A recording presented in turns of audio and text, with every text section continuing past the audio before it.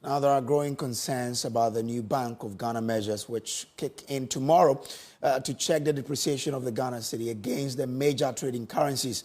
The stability of the cedi has been the source of concern for many, as it has struggled to maintain stability, depreciating significantly against the dollar, euro, and the pound as well. But to deal with this, head of the Bank of Ghana is rolling out a raft of measures, including a clampdown on black market operators and a requirement for only licensed forex bureau operators to perform forex transactions. Persons transacting forex businesses are also required to produce their Ghana card as proof of identification before funds are exchanged for them. Now, Isaac Ofieje is with our research desk, and he joins me in studio with some help through the figures.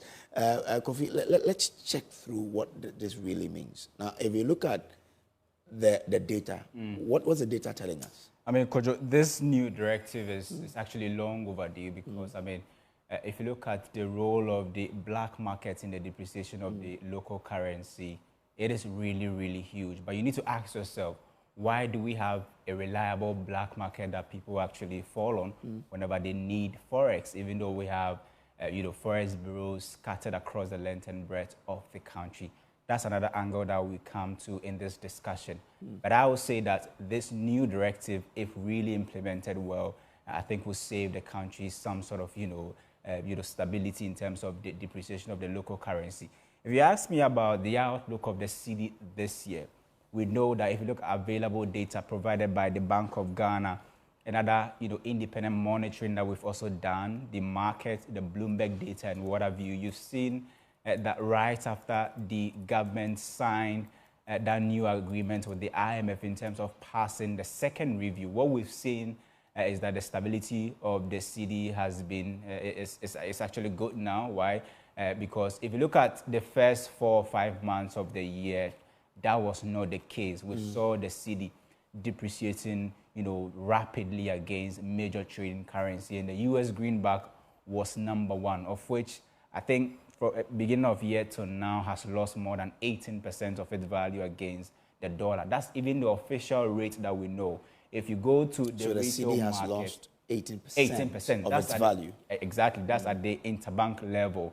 If you go to the commercial, space or the retail space, this figure is more, it goes beyond the 20% that people are even quoting. Currently, if you want $1, you need to have between 15 cedis, 50 pesos to 16 cedis, or a little above 16 cedis to afford $1, which is significantly higher than what we began the year with, Kojo. Interesting. Now, if you look at it, we are trying to solve the issue, with this whole clampdown thing. But you need to look at the black market and what that also presents to the team that's going to do this implementation. I mean, I think that this is a risky decision that we are taking. The reason why I say this is risky is that the main concern is with supply. It's not about people preferring black market. Why are people even preferring black market? It's because they want the money and they are not getting it. We know the kind of scarcity the country is facing when it comes to dollar supply, where there's huge difference between the demand and supply. That has actually created this reliable black market that we have, where people want dollars from the banks, they go there, they don't get it from the forex bureau. Sometimes it's so difficult. The rates they give you when you are selling is sometimes less, or when you want to buy is so high. It is because of this that people rely on the black market for the dollar. So it all has to do with demand and supply pressure. So if Bank of Ghana is coming in with all these raft measures, this number of measures, the key question we need to ask ourselves is that, do we have the muscle to supply the kind of dollars, the quantum of dollars that the economy is demanding? If not, this can create some sort of problems or challenge for the Bank of Ghana, and even in the economic space, where if it's not really done well, it can cause the cedi depreciation to really, really go up, because now the people that you can go there and get the money, I'm talking about the black market, or when you tighten, regulations and measures, sometimes it creates some form of difficulties for people, and they tend to go outside the norm. They want ease, and so whilst the Bank of Ghana is requesting for identification and what have you. One other thing that they need to really make sure they tackle is the supply. They need to make sure that that there's the supply.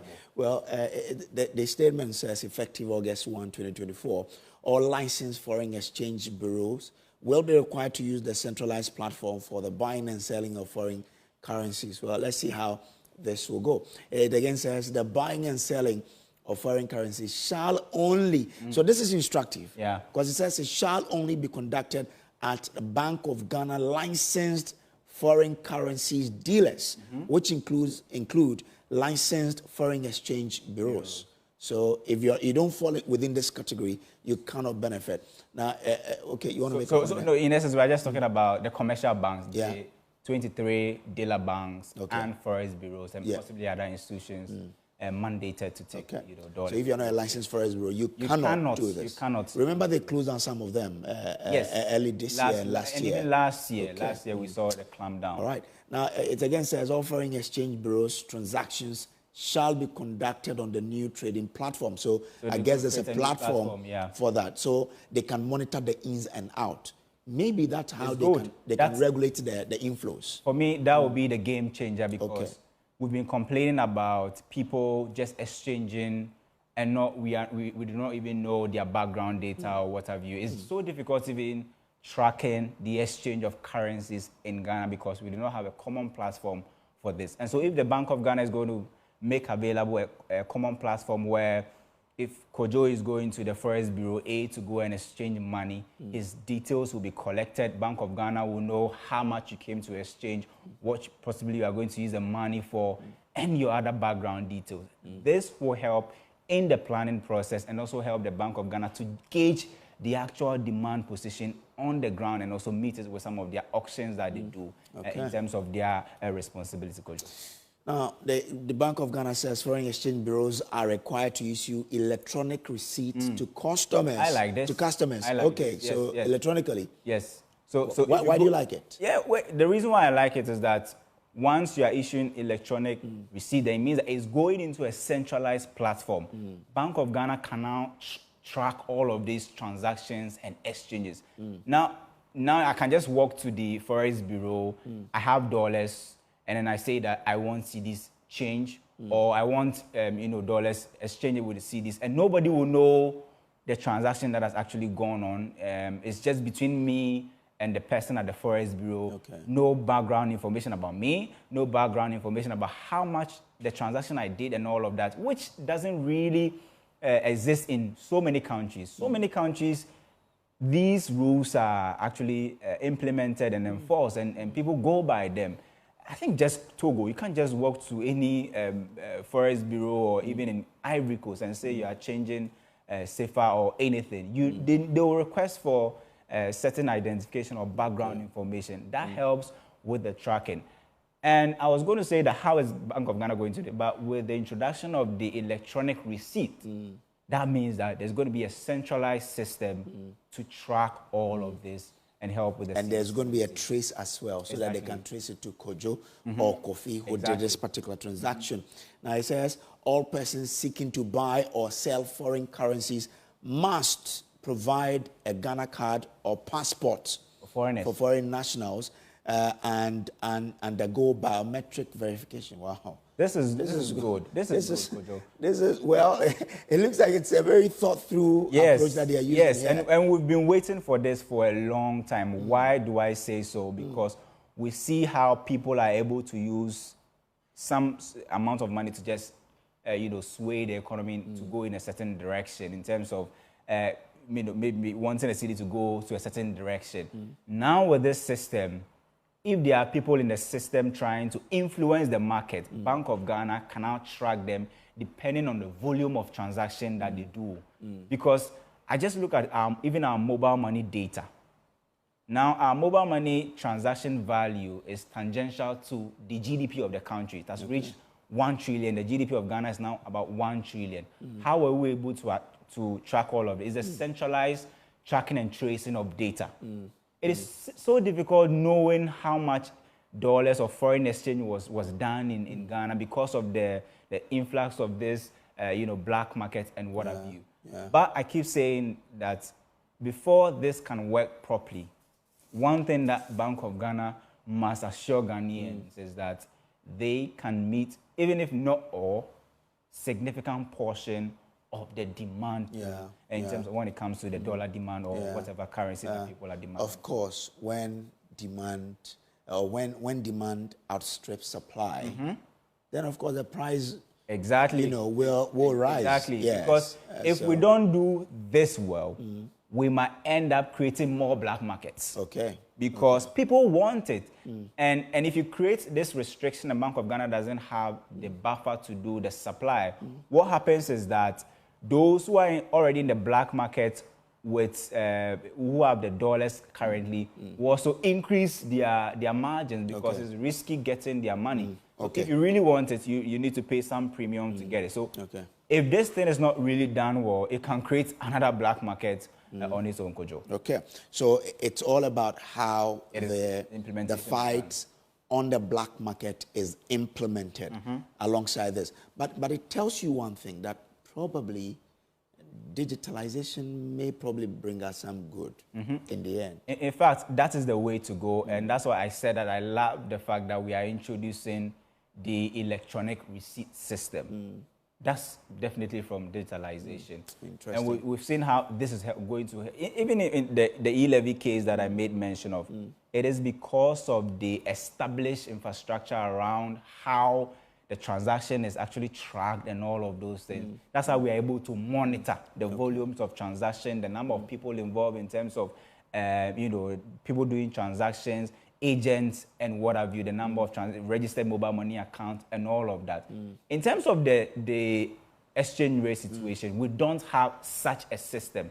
And last year and last 2 years, when we started doing the clampdown, some of us call for some of these things that before you even say that I'm going to the grounds to do a clampdown, you need to have systems. And thankfully, I think that the Bank of Ghana, they've gone a step further to create this system to do the tracking. So I think that this is good, but it all depends on how the implementation will be done. Because if not done well, it can create another black market on its own, and that can be very detrimental to the health of the city. And I like the point you make about make sure you have supply. Yes. Enough supply to Enough meet demand. Enough Else, and again, if you don't, even if you are not able to meet the supply, but you are able to check the black market, maybe you will, even if the price will go up, you would control it. Because as we know in economics, when demand outstrips supply, definitely it's natural that the price would have to go up. But there's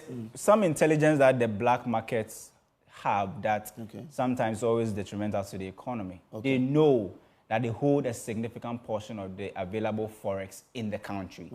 So, and they are holding dollars or pounds or euro. They know it has value. So if you do a clampdown and they don't want to trade, what happens? They hoard. They hoard it. They hoard we don't create dollars, just like I always say, in this country. It's what flows into this country that we use to do transactions. And so if because of this, if it's not really done well and people begin to do hoarding, what happens is that it creates scarcity. And that can cause the exchange rate to go on a certain tangent that possibly Bank of Ghana may not even project. Okay, all right. Quite interesting breakdown of the new policy directives by the Bank of Ghana there by Isaac Kofi. But it means that, I mean, from tomorrow, if you are going to the Forex Bureau to transact, you need to carry with you your Ghana card if you're a Ghanaian. If you're a foreign national, you carry with you your passport. What that means is that if you don't have a Ghana card, it will be difficult for you to do that business. If you're Ghanaian and you don't have a Ghana card, it will be difficult. And again, I've seen some people who registered their Ghana cards with other people's, because, I won't say Ghana cards, but they are SIM cards with other people's Ghana cards. Fortunately, this is Ghana card, so it means that if you don't have the Ghana card, you can go there. Yes. The person with a Ghana card would have to go and do that for you. So this is actually 1:1. It's not like one is to many. All right. Where, I mean, with the Ghana card, you can register, if you're a local person, maximum of 10 SIM cards. And I think if you're foreign, about 5 or 3. But with this, it's different situation. It's 1:1. If you go, they are checking. Yes, exactly. They are checking Kojo's details. You cannot take Kojo's details to go and do the transaction. Remember that the same thing happened in the mobile money space, I think 2 years ago, where if you have to do a transaction, a withdrawal or a transfer, you needed to send your Ghana card yes. or your ID or whatever. Yeah. But that thing was not sustained. So the fear is that if you have such a precedent, is it going to be the same thing in this space? So I think what they've done now is that a re-registration. They've integrated your Ghana card in the system. So today, when you mention your name, like I go and mention so you don't my need number, they will definitely see my details there. I think that's the education they give. Yes. So if you don't have it, it becomes a problem for you. I guess that's probably how this system will be. That without a Ghana card, you cannot do anything. But Kojo, you see, even if there's a centralized system to check all of this, sometimes identification is important because, mind you, somebody can use your Ghana card to register a number of SIMs. So at every point in time when there's transaction, to protect the bearer of the card, his presence is important, and that's why identification is also important. So you need to run both systems side by side. You don't say that because you have a centralized system with all details concerning Ghana cards, so you don't use the identification anymore. Even at the airport, before you travel, they'll still inspect, although they have your details. They want to see that person A is person A.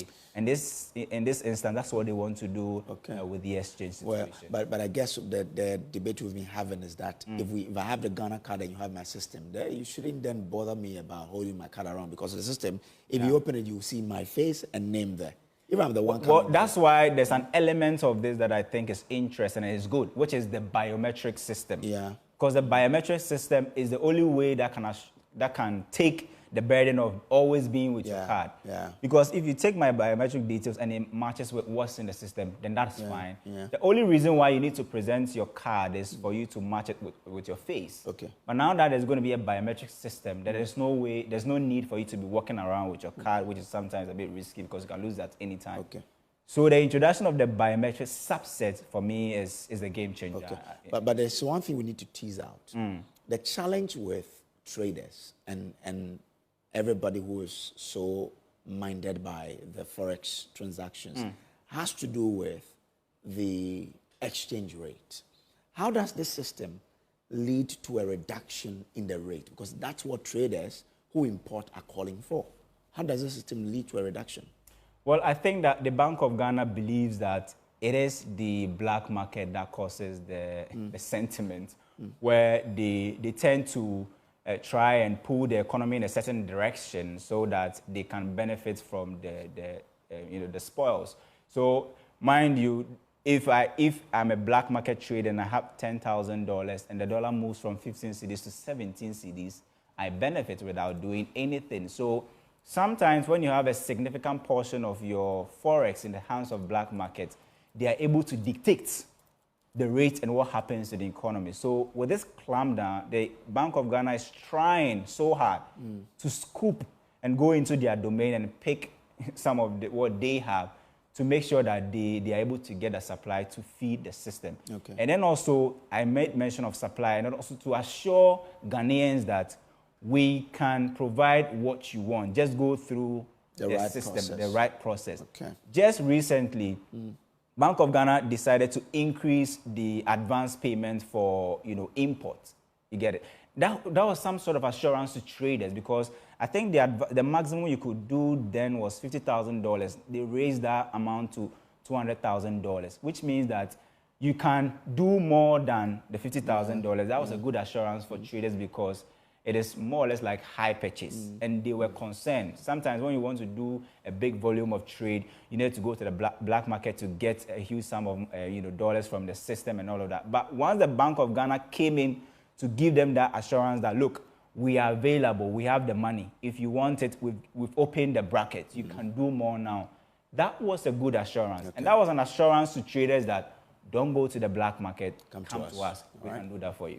Isaac Kofi Adjei, grateful for passing through. So Isaac Kofi Adjei is with our research and data desk here at Joy News. Now let's head to Kumasi, where there was near chaos at the Kumasi High Court when lawyers for the Kwame Nkrumah University of Science and Technology refused to be served a stay of execution filed by Clement Ohene Asare at the court premises. Ohene Asare, who claims to be alumnus of the KNUST, filed an injunction to thwart the reappointment of the Vice-Chancellor, Professor Rita Akosua-Dixon, but the court dismissed his request. Shortly after the verdict, the applicant appealed the High Court's decision, but lawyers for the university opposed being served within the precincts of the court. Emmanuel Bright Kweku was in court and has come through with this report. During proceedings at the Kumasi High Court, counsel for the applicants argued the reappointment of the Vice-Chancellor was procedurally wrong per the statutes of the university in extending the tenure of office. He cited a breach of the procedure for the appointment, wherein a 7-member search committee is constituted to propose an ideal candidate for consideration and the advertisement of the vacancy of the Vice-Chancellor position for the application of other viable candidates. But this was opposed by counsel for the defendants, the university and Vice-Chancellor, insisting they complied with the reappointment statutes. Presiding Judge Justice Frederick Tete dismissed the application, describing it as one that lacked merit and capacity. He further questioned the status of the applicant, who had indicated in his application to be an alumnus of the university. Mr. Ohene Asare failed to convince the court of being an alumnus of the university. Now in court, there was nowhere in the processes that defense counsel said that they have not breached the statutes and the acts of the university. However, they decided to waste time on capacity and locus.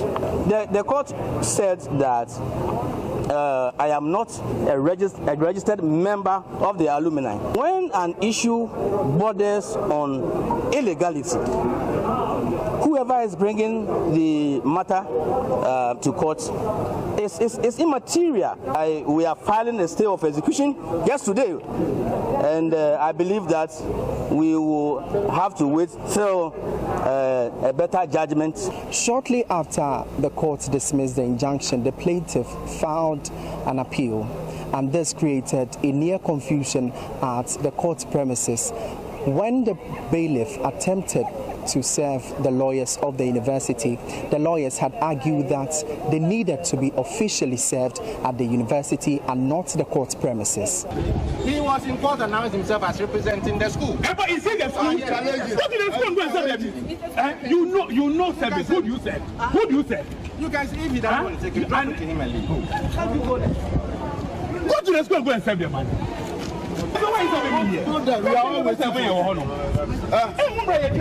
University Relations Officer Dr. Daniel Norris Bequin welcomed the court's decision and urged the aggrieved parties to resolve the issue amicably and not resort to the courts. It's a big relief for us that this matter has been put to rest, so we can proceed and work. Actually, ask that if anyone, as the judge has actually directed, that if anyone has any issue, we should be able to sit down and talk about it peacefully. This is not a matter that we should be bringing to the court to drag the name of the university in the mud. The court awarded a cost of 9,000 cedis against the applicants.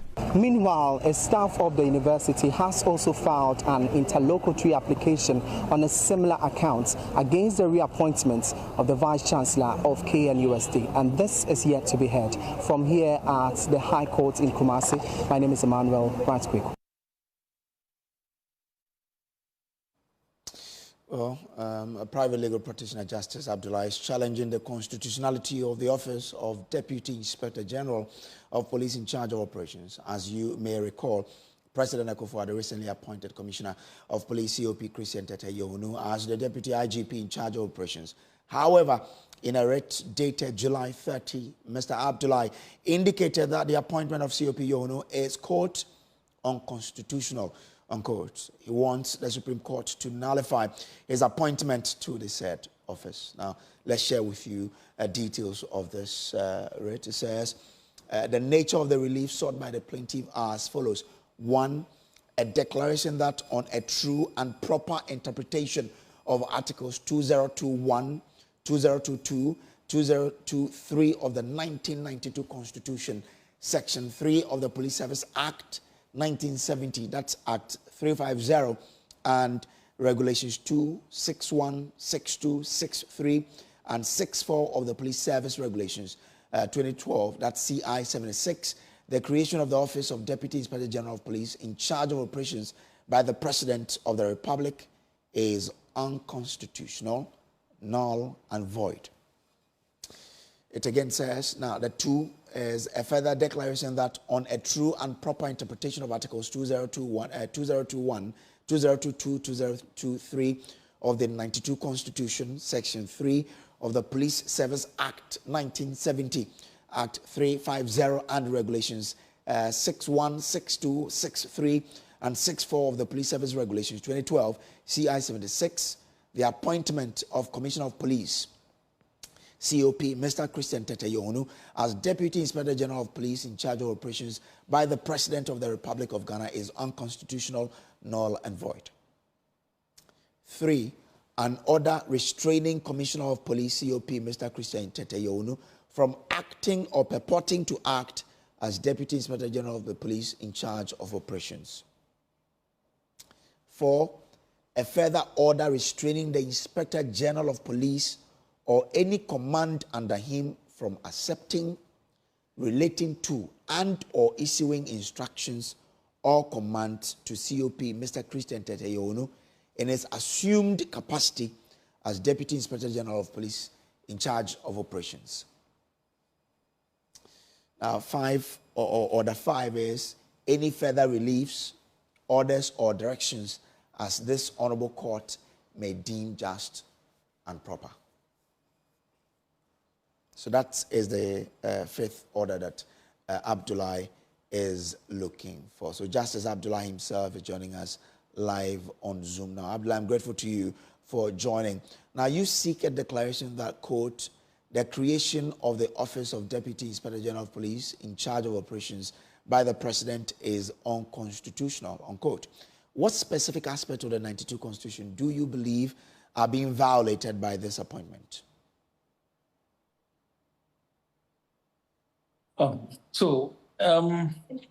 If you read the Constitution and how it creates the entire police service, it names an IGP. The Constitution doesn't name any other office. But of course, it allows Parliament to create other details of the police service. Now, in that enabling act, the police service then created additional offices, which includes, in addition to the office of the IGP, commissioners and other regional organizations and some of the skeletal organizations that we all know to be the police service. There is no way in the Constitution that allows for the creation of a deputy IGP, not in the Police Service Act either.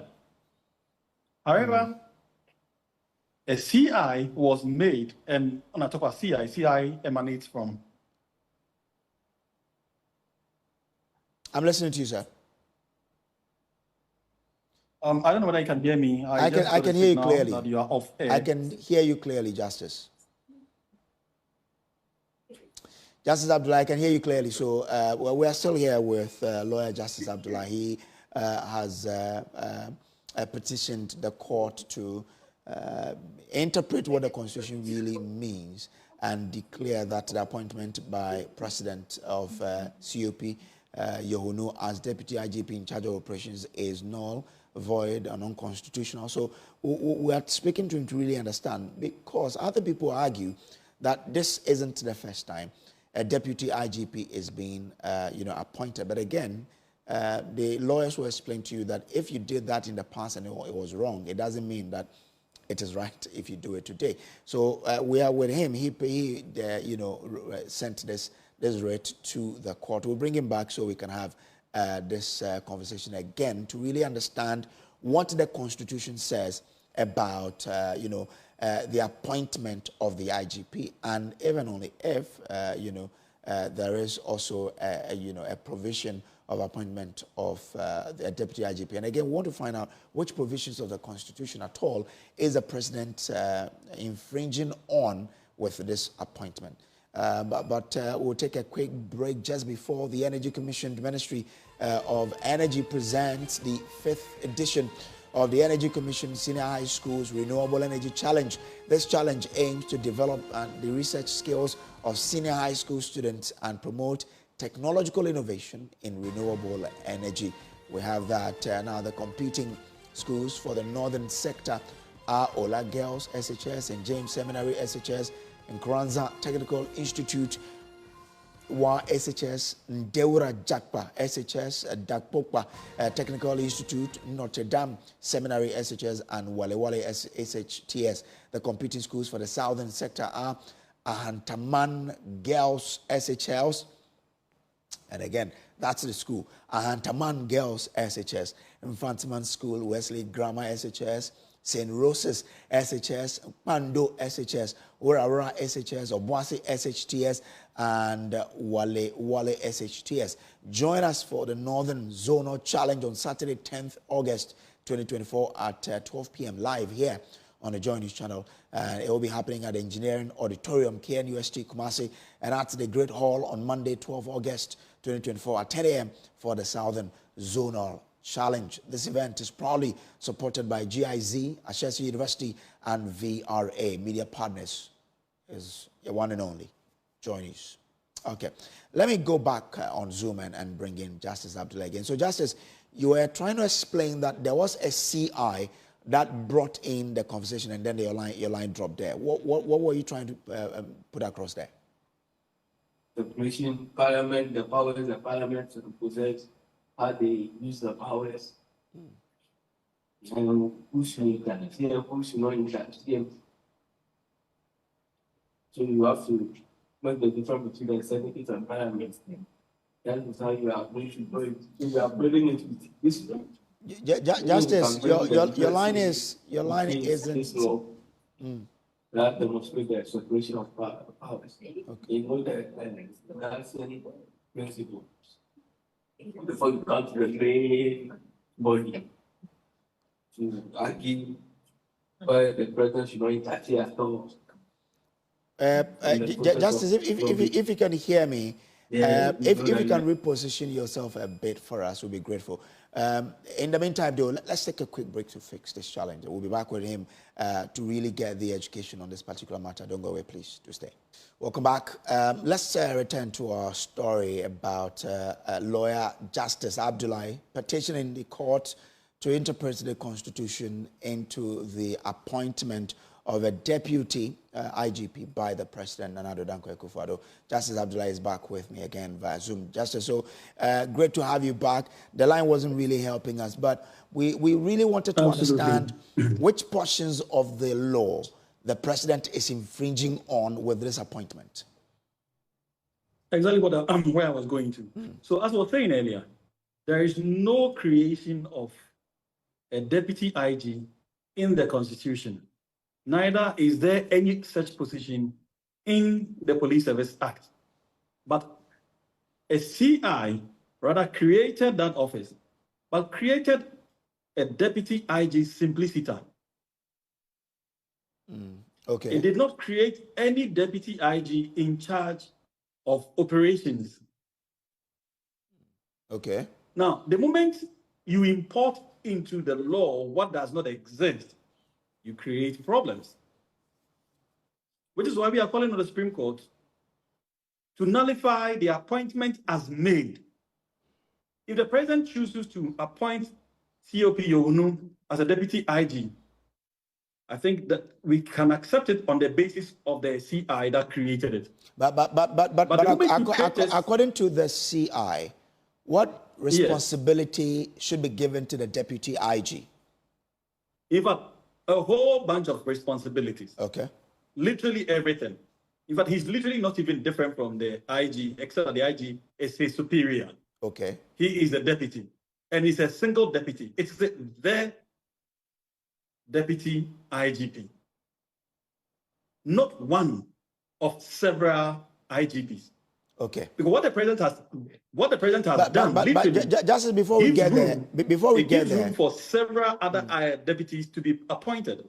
Okay. Which is not known. But just as you said, the CI gave several responsibilities to the deputy IGP, right? You made that point. Absolutely. Good. Now, is that, or are those duties different from the operations that the president has given? And if they are, in which form?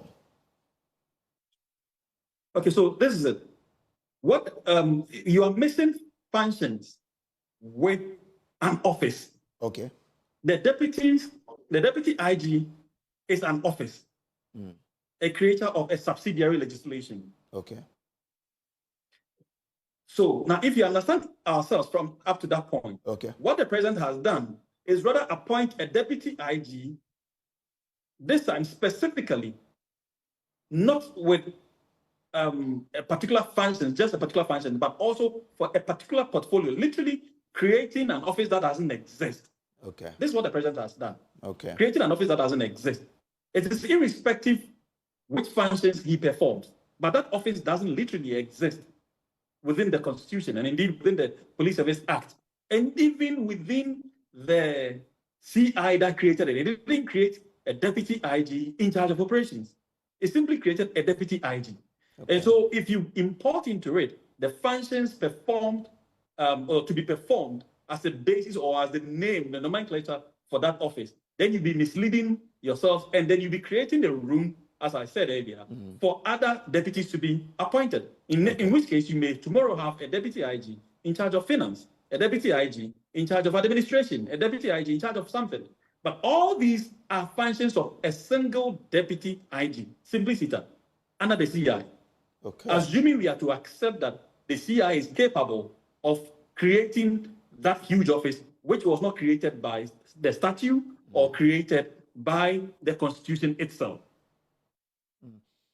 So in your view, if tomorrow the president says, well, he is deputy IG without operations, whatever, it is right? Absolutely. I think that solves the problem, at least limitedly within the scheme of the CI that created that office. But so what does that change? Because we have all agreed that... It changes everything. We have all agreed that there are some functions that the deputy IG should perform. The president, in his own wisdom, feels that if you give him a specific duty, that, look, you are not a jack of all trades. Yours is to ensure that you manage the operations of the security setup or of the police service. I mean, isn't that what will bring out efficiency? Assuming what you were saying is an ideal situation, there wouldn't be a problem with that. However, the moment that becomes the ideal situation, what the president needs to do is to go to Parliament where this law was made. Parliament, all of us put together, literally, stated and established an office called a deputy IG. We gave him all the functions stated under the law. So if the president is not comfortable with that and thinks that maybe creating another deputy IG and giving him a specific function would inure to our collective benefit, fantastic. But you cannot do it by yourself. You go to Parliament and get that done. The president is not a lawmaker in this space. The president is an executive president who is in charge of implementing the laws that have been made. So if he's not comfortable with what Parliament has done, what he needs to do is to go back to Parliament. That, you know what, you guys created a deputy IG. I think the deputy IG you created over the years has not probably helped us in the way that I think it ought to. And so I need more deputy IGs so that each deputy IG can focus on a specific function. For me, as a president, I believe this is what would help in the security of the nation. You wouldn't have any problem with that. But you do not sit in your bedroom and create an office that doesn't exist in law. Well, you can't do that. Not sure the president. Not sure the president sat in his bedroom anyway. I mean, that is just on the side. But the point is that you have to follow the law in doing your activities, notwithstanding your private your private views and expectations of how things ought to be done. Okay. Follow due process, follow the law, get us to the right track, and then we are all good to go.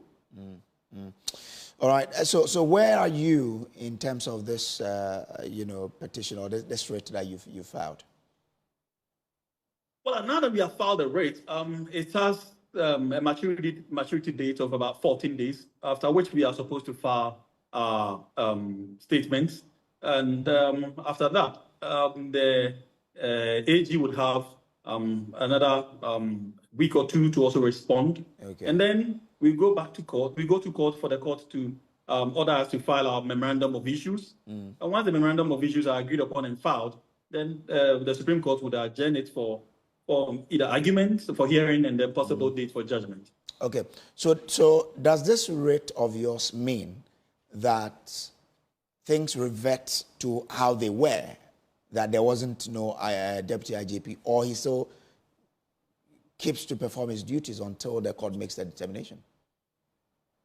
Indeed, until the court makes a determination, he remains who he is, and he can perform his functions, albeit we have filed in our application, there is a potential injunction on that office.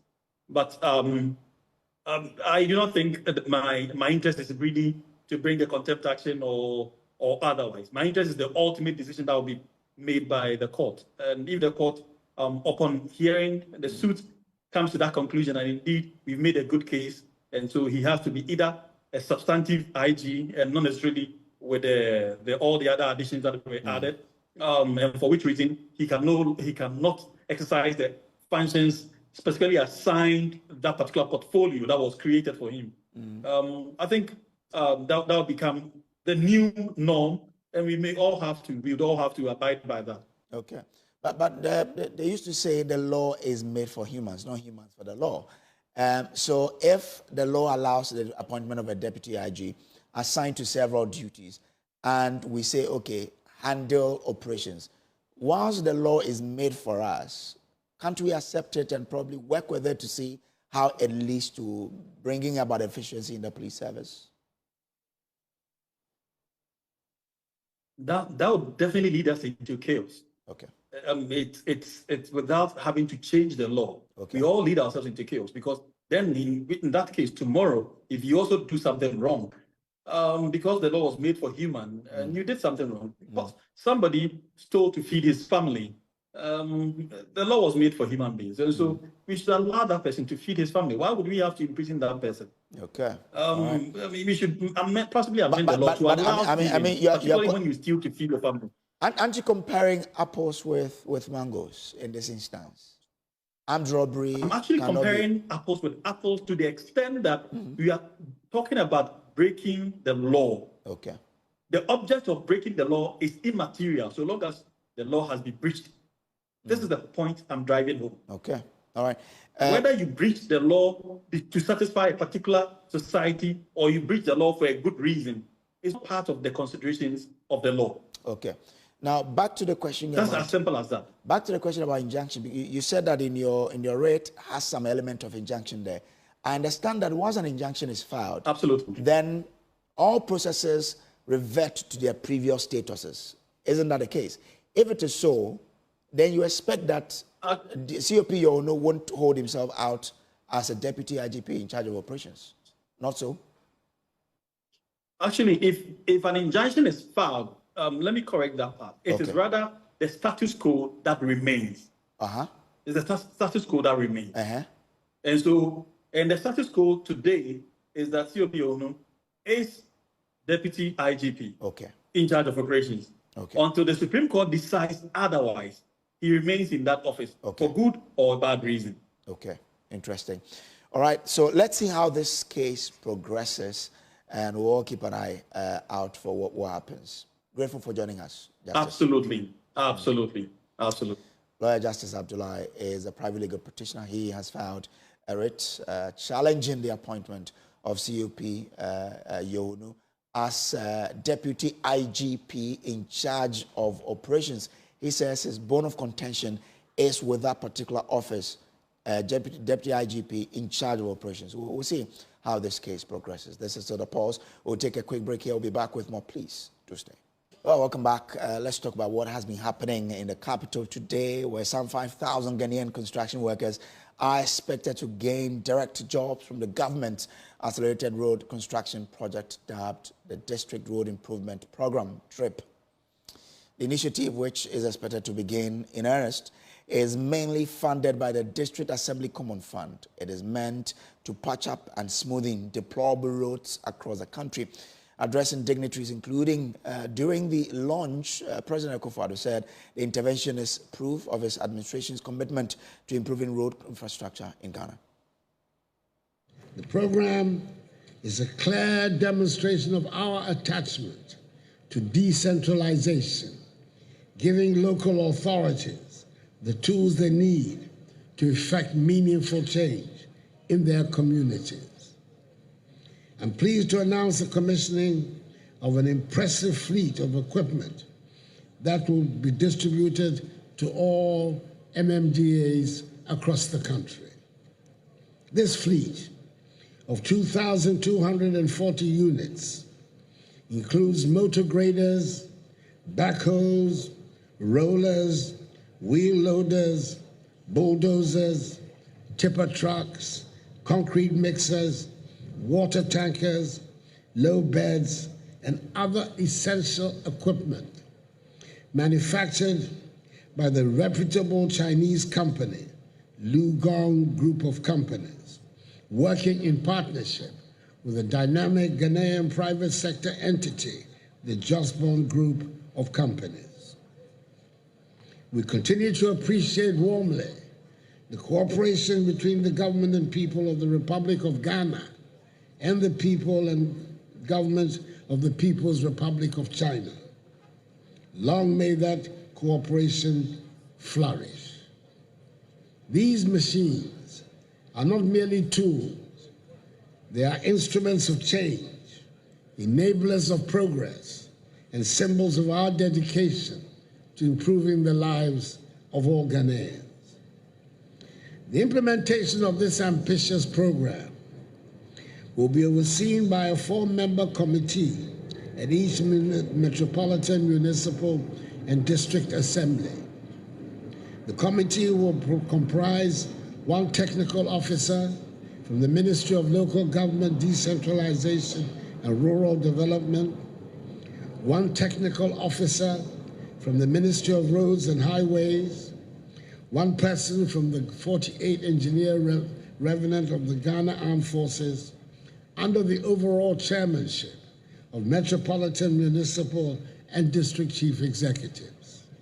Their mandate will be to ensure the highest standards of quality and accountability in the execution of road projects across the nation.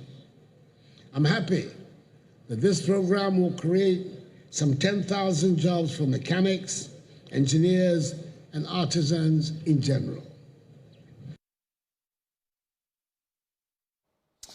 Well, so that was the president launching the DRIP program there. Latif Idrisu was there for us, and he joins me in studio with details. Latif, so every assembly has what and what? A number of earth-moving equipment. We have the low beds, we have the roller, we have caterpillars, we have water tanks, and these are going to be distributed, like you heard in your own intro, to every MMDA across the country. So none of it will be left out. All 261 MMDAs would get a share of this equipment to help improve their road network. And so this is going to be shared across the country. Okay. So Ahanta West, where I'm from, will get all of these equipment for us to take care of our roads. Yes. I mean, there is the fear of some people that this, if not properly managed, could end up in things that we don't want. Yeah. What is that arrangement to ensure that this is used for the right purposes? Yeah, there's a proper arrangement, and so I'll start off with Irina Toshi, who is the administrator of the Common Fund. And, you know, they are the ones sponsoring and giving the money for this entire program. In her speech at the commissioning of this DRIP program, she made clear that they've put in place mechanism, including trackers. So in all the equipment that we saw at the Black Star Square, they've been installed with trackers. And so wherever the equipment is, they are able to trace it and know exactly where each and every equipment is at every particular time. And so it will make it difficult for people who have some other motives for these equipment to operate. She says, and these are her words, that they will make sure that none of the equipment that has been distributed or will be distributed in the coming hours would find its way at any Galamsey site across the country. We can take a listen to Arina Toshi, who is administrator. Of the equipment, such as low beds, water tanks, tipper trucks, backhoes, bulldozers, concrete mixers, and others, is a huge step in capacitating the MMDAs to be self-reliant in fulfilling their mandate, leading to economic growth. It is envisaged that resourcing the MMDAs with these equipments would also create employment, enhance local capacity for infrastructure, maintenance, facilitate the completion of some road projects, reduce delays in road maintenance, and provide better access to essential services at the districts. This is part of the Akufo-Addo government's long-term strategy to structurally build the capacity of the MMDAs to achieve economic independence at the district level. I want to thank His Excellency Nana Addo Dankwa Akufo-Addo for all the support that he gave to me when I proposed this initiative. To Dr. Mahamudu Bawumia, who did not just support, but made sure that he broke all the hurdles that I was going through, I say, Vice President Ayiko. I wish to thank the members of Parliament, especially the leadership and the local government committee, for their support in this regard when it was proposed in Parliament. All right, so we're back here. Now, there is also the issue about funding, because the equipment are there, but you need to ensure that, you know, they're working well, even fuel issue and whatever. I mean, road infrastructure in this country is a big area. What is the conversation about how this equipment will be maintained, and then, of course, generality in terms of roads in Ghana? So we are going to talk about Zoom Lion and then the CEO of the Jospon Group. What's their role? Yeah, so they are going to exercise administrative oversight, if you like, on this huge project. Ah, really? Exactly. So the equipment are not being given to the assemblies to manage themselves? They will manage, but Zoom Lion has another role to play in this whole arrangement. Hey. Because Zoom Lion is the one that secured this equipment from China, and now it's in Ghana, part of which, according to the CEO, the assembling of some of these equipment actually happened here in Ghana. Now, let me get it well.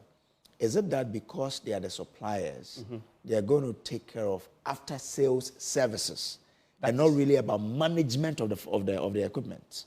That is part of it. So after sale, they already have a team in Ghana. They brought them from China, and they are going to ensure that these equipment are properly maintained with parts that have been shipped in already, so that when there is a defect, they are readily available to fix it.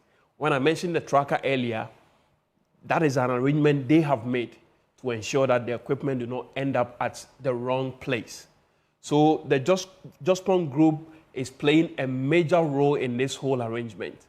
And so the CEO during his speech also mentioned that, and that is directly with the question that you asked about how they are going to make sure that some of these equipment do not go waste and they are properly maintained. He says there are already plans put in place to ensure proper maintenance of some of these equipment. Okay. Entrusted into the hands of J. Planpool for the supply of this equipment, we took bold steps to ensure that this project significantly benefits our nation. As a testament of our commitment to local content, a large majority of this equipment purchase was assembled here in Ghana. In the process, we employed about 2,000 personnel. We also required assistance from the Ghana Armed Forces through the 48th Engineer Regiment to support the process of assembling. Indeed, the opportunities created through this program is very fast, and we're looking at 5,000 individuals, including drivers, operators, mechanics, welders, sprayers, janitors, and many others. This initiative will not only support the economic growth of our country, but also empower Ghanaians with valuable skills and a stable employment. Our commitment to capacity building is evident in our ongoing efforts to sign a memorandum of understanding with our technical universities in Ghana. And Your Excellency, our partners Legon and the University of Lizhou in China are going to sign a collaborative MOU with all the technical universities in all the 16 regions.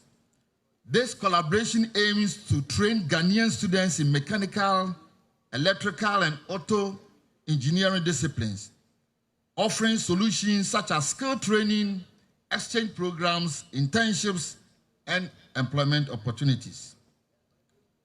To provide real-time after-sales, we have, with our partners, 32 mobile service vans equipped with all tools to provide 24/7 to these equipments that will be deployed in the various districts. These vans has a long workshop with we are tooling all the 16 regional workshops, and we're soliciting all other workshops to collaborate with us to be able to provide good services for these equipments.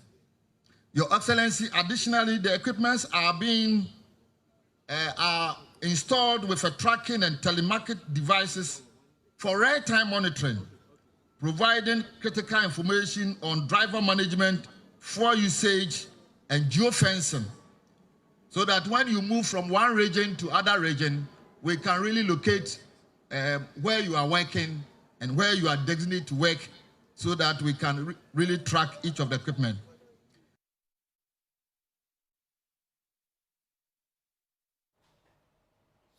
Well, I'm curious about this. Did they really tell us the exact role that Jospons Group is playing in this? And what's the funding arrangement, really? So, like I mentioned earlier, the Jospons Group is the one that secured the equipment from China. But we also know that the District Assembly Common Fund is going to support. So that is the payment model that a District Assembly Common Fund is going to be used to make the payment. But Jospon is the one that has supervisory role over these the 5,000 program. workers, these 5,000 workers are for who? Are they being employed by the district assemblies or by Jospon, like Zoom Lion, for example? I do not have that answer. Okay. Anyway, then there are some questions that we need to ask the Common Fund Administrator. Oh, yes. For us to even understand the sort of arrangement they have with this. Are the 5,000 employers being given to various assemblies to do employment by themselves? Or this is like the Zoom Lion arrangement where we pay Zoom Lion a management fee. Then they also pay, the workers on behalf of the state. It's a fair question. anyway. So we'll get to that. The finance minister also spoke at this function, right? Yeah, and he was clear about the administration's commitment to improving road network across the country. He says already in this year, 2024 alone, government has spent some 10 billion Ghana cedis in improving the country's road network. President Nana Addo Dankwa Akufo-Addo has invested significantly in transportation systems, adopting a comprehensive approach that encompasses road, railway, and air transport. Notably, ladies and gentlemen, the government has invested 10 billion Ghana cedis in the road sector alone since January 2024, expanding our road network and delivering on numerous infrastructure projects. Mr. President, our strategic goal is to stimulate economic growth, create new jobs, and make strategic transportation investments. In support of this effort, the Ministry of Finance is proud to be associated with the launch of the District Road Improvement Program 2024 in collaboration with the District Assembly's Common Fund and other relevant ministries. And we will continue to work with the Common Fund Administrator, Honorable Irene Natoshi, to realize the objectives of this program. We are optimistic that DRIP 2024 will have a transformative impact on Ghana's road network, ensuring proper maintenance and motorability throughout the year and beyond.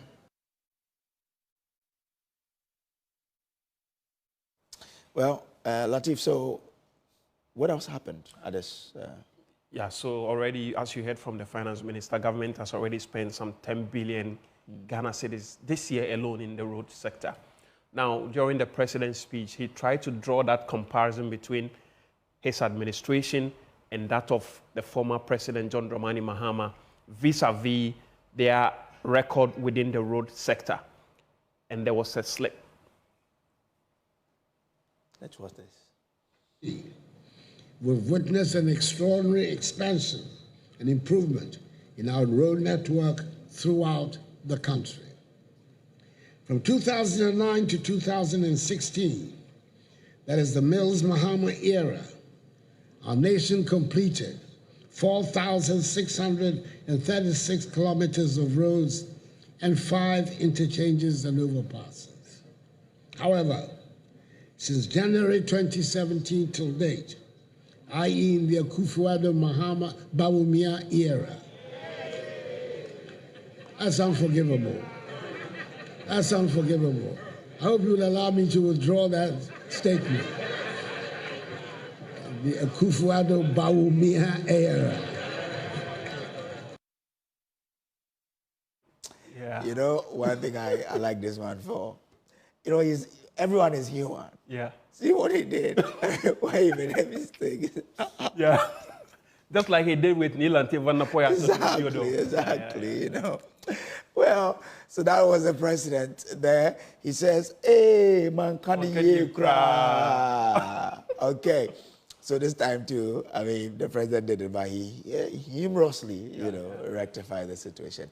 Well, away from that, the National Security Minister, Albert Kandapa, says he is worried about what he says is the dwindling trust in the judicial system among political parties, addressing a forum on violent extremism and peace ahead of election 2024. He said sentiments amongst most of the leading political players indicate a depreciating trust in the court to discharge justice in a case of an election dispute. He is therefore calling for a transparent electoral system which can be trusted by all political actors and the citizenry.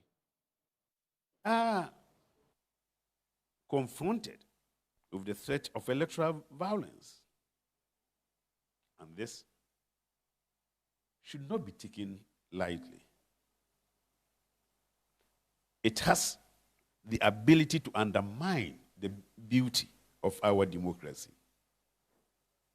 Yes, we have succeeded as a country in ensuring a transition of power from one political party to another on more than 2 occasions since the inception of the Fourth Republic. The electoral processes leading to the transitions have not been devoid of pockets of violence. I must acknowledge, however, that the decisions by political parties to resort to the courts to address their grievances over electoral outcomes have aided in preventing a full-blown electoral crisis. The 2024 general elections will certainly test the strength of our democracy. Our ability to prevent electoral violence, given the high stakes involved, where the 2 major political parties appear convinced about their prospects of emerging victorious. That obviously creates a security challenge for me, where I sit. We may, for the first time, experience a situation where none of the major political parties will be willing to explore the courts to address their grievances. And indeed, I've heard some senior people in the political space saying that they have lost faith in the court's ability to address their concerns when it comes to elections. So, this can create a situation that can set the stage for chaos. And it underscores the need for us to build a robust and transparent electoral system where results coming from same will be acceptable by all parties as a way of guaranteeing peace before, during, and after the elections. Of course, instituting measures to insulate the state against the threat of terrorism, taking steps to boost the confidence of the citizenry in the potency of democracy to yield expected dividends, and implementing mechanisms to uphold the sanctity of the electoral process to prevent electoral violence and also preserve the peace and stability of Ghana, to me, should remain the foremost duty of the state.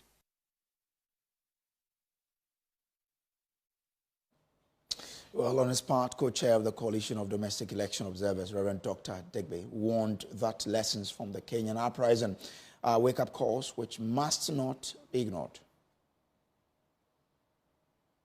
When you see your neighbor's house burning, you must take precaution. The countries that we've mentioned as having the troubles, if you go to those countries, you will see that the troubles have actually created more problems for them. Because all that is necessary for confusion to thrive is lawlessness.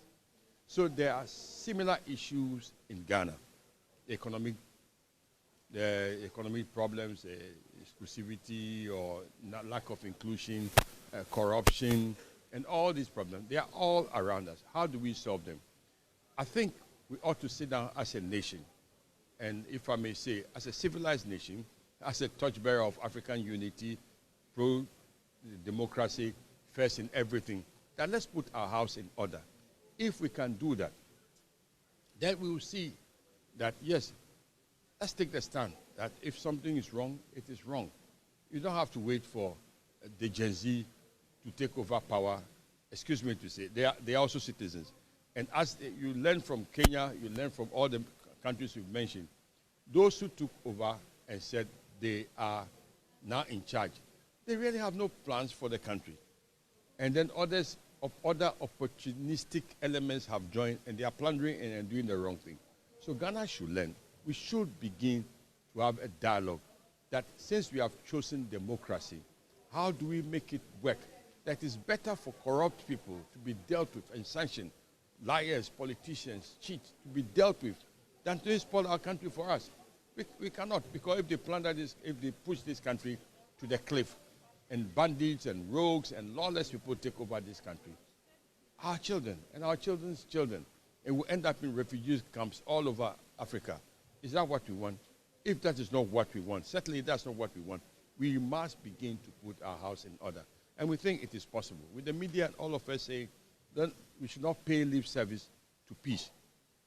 But now there must be justice, equality. Inequality is not good. Excluding people is not good. This is wrong. Let's all work towards a peaceful, fair, just country.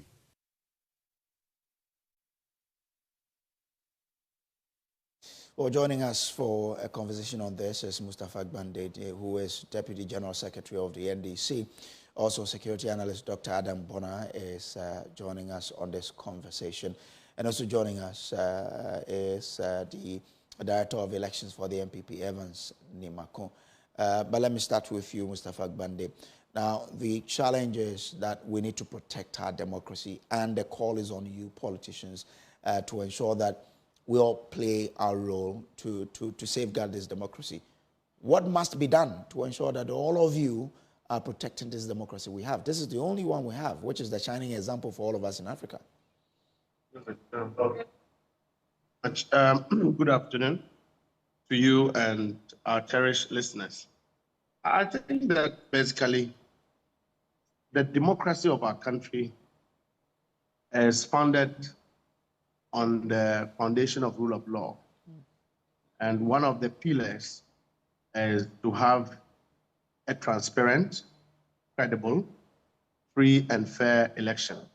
But that is the only avenue through which people can reject or endorse the performance of a particular government or the other way around. Okay. Now, when these processes are not transparent, for example, processes of election security are not transparent enough, processes of declaration of results of election, then, of course, measuring the tendency and posturing of government in power, then you can clearly say that democracy has been turned upside down. It then gives the victims of such manipulation the right to defend themselves and to ensure that they fight for what is right. Indeed, this is not the first time Ghana is going for an election. Yeah. Particularly an election where we believe that there's hardship, we believe that the government in power had failed, we believe that there's so much corruption. Then it beholds on the president in power to want to comport himself, to want to be measured in the way that he manipulates the system. As we stand today, it is not as if we don't have a judiciary. The judiciary, by way of its constitutional structure, is insulated from political influence. But the people that man the judiciary today, we believe that there's no justice for the people of Ghana. Justice in the judiciary is like a trade in the market where the poor cannot get, but the rich can get. There's no sanctity of justice as far as this judiciary is concerned. But Gbande, isn't that too much of an extrapolation when in the same judiciary, your party and your party members are still winning cases? Well, it doesn't take out the case that researchers' perception shows that the judiciary as it is today cannot be trusted. The national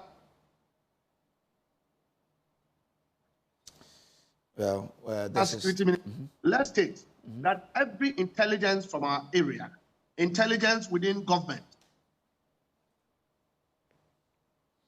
that Ghanaian. Hello? Yeah, Gwande, I'm listening. I can hear you. The government itself is aware that it has lost touch with the people of Ghana, hence are putting every measure in place to rig an election. And that is where the problem is. The president in power is determined to rig the election. The system they are putting in place is all suggestive of the fact that they want to rig an election. Which system are you talking about, Mustafa? Which system? When you for example, If you look at the Electoral Commission as it states today, the NDC have cried foul of even the way commissioners have been appointed. We have indicated that certain characters that have been appointed onto the commission are politically affiliated, contrary to what the Constitution says. We have made that loud and clear. If you look at the rate at which the security services are being manipulated, as we said today, there is a recruitment that is ongoing at the office of the Minister for Interior, for which security services are not fully involved. The security heads are not fully involved. We are doing so without checking. Mustafa, you know, you remember the election petition of 2013.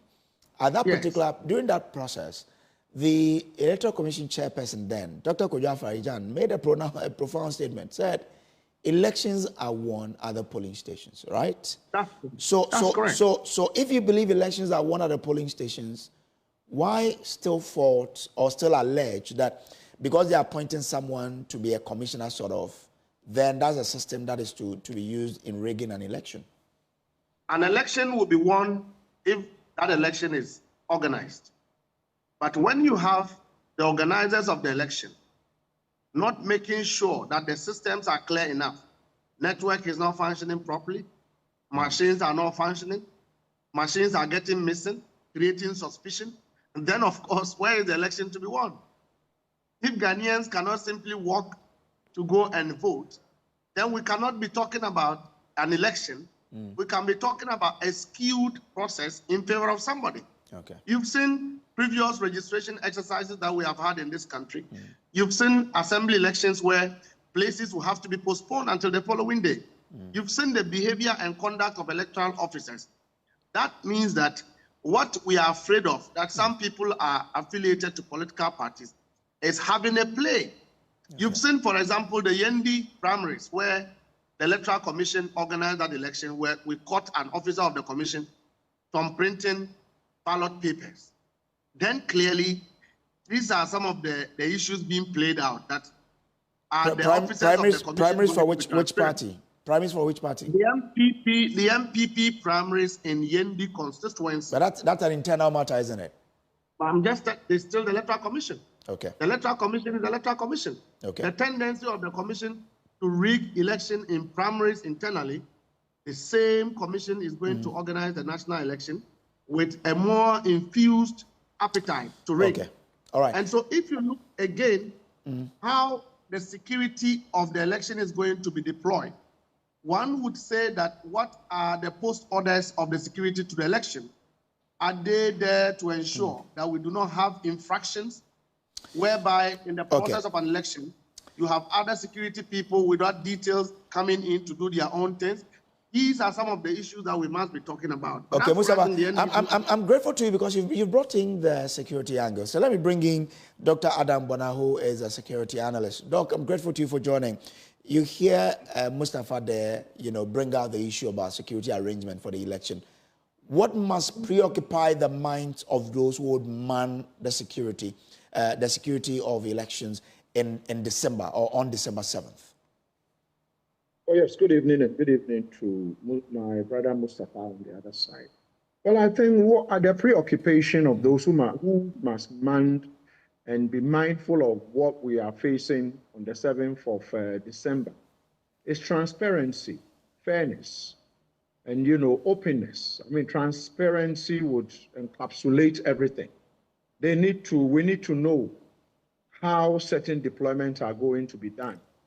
We need to know, as we speak, if you remember 2020, my banter with the EC chair over, early voters, i.e. the security.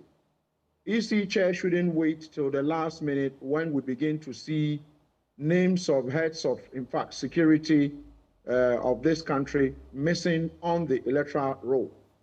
I mean, 2020 was a mess. And when I, spoke about it, she wasn't happy and we had a lot of banter on that. I believe that she's learned her lessons and she said she's not going to repeat that because then if, early voters, we don't have them voting earlier than the rest of us, then what happens is that they are going to be queuing just like us to vote. Then what happens in between the time? It means deployment is going to be something else. And I think one of the things we have articulated, which the Honorable Speaker and Parliament have also, emphasized on, has to do with non-deployment of the military.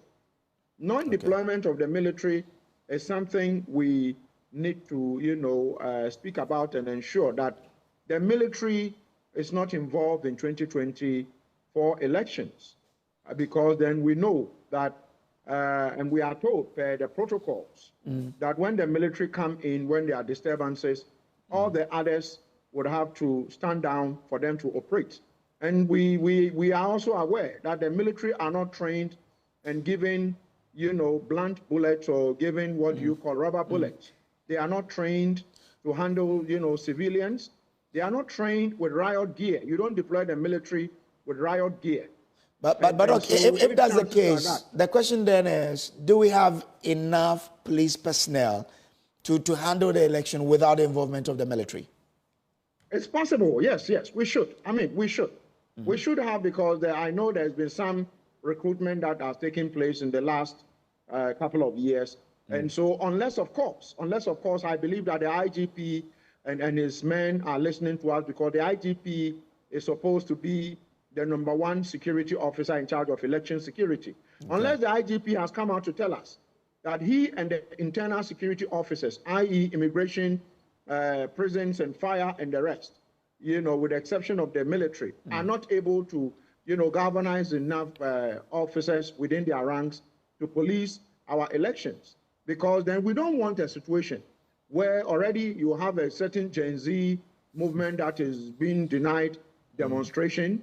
We have, Nigeria is in turmoil. And so we don't want a situation where we begin to prepare the grounds for the young people of this country to take advantage of the situation. So as far as I'm concerned, transparency is very, very important, and it has to be all-inclusive. It has to be all-inclusive. Okay. This is what I have to say about that. Okay. All right. So just in 30 seconds, what will be your advice to the police service as we prepare for December 7th? I think they've already started doing some work. Okay. And we can see the last elections, the superintendent over, including both the MPP, NDC, and, by-elections, we really haven't seen widespread brutalization of violence. And so I would want to urge the IGP, Dr. Kufu Dampare, to be more open as is done, to ensure that the citizen or the rest of us are well informed about our do's and don'ts on election day. The flashpoints should quickly be identified. If additional flashpoints are going to be added, let's know, so that we all can pay extra attention to these areas and see what we can do to, ensure that violence don't take place in these areas like it did happen in Techiman and Odio and other locations. All right. Doc, I'm grateful to you for joining us. Dr. Adam Bona is a security analyst there. And that's all we have in today's package for you here on The Pulse. There's more news and information on myjoyonline.com. If you get there now, it says majority caucus are angry at Speaker for abruptly adjourning Parliament indefinitely. Also, $90 million out of the $250 million ESRP loan wasn't allocated for consultancy. Energy Ministry clarifies. And 5,000 construction workers to gain employment through District Road Improvement Program. That's according to President Akufo-Addo. Well, it's been an honor to come your way with today's edition of The Pulse. My name is Samuel Kojo Braze. On behalf of the team, I say thank you for joining us. Let's meet again, God willing, tomorrow. Until then, please be good.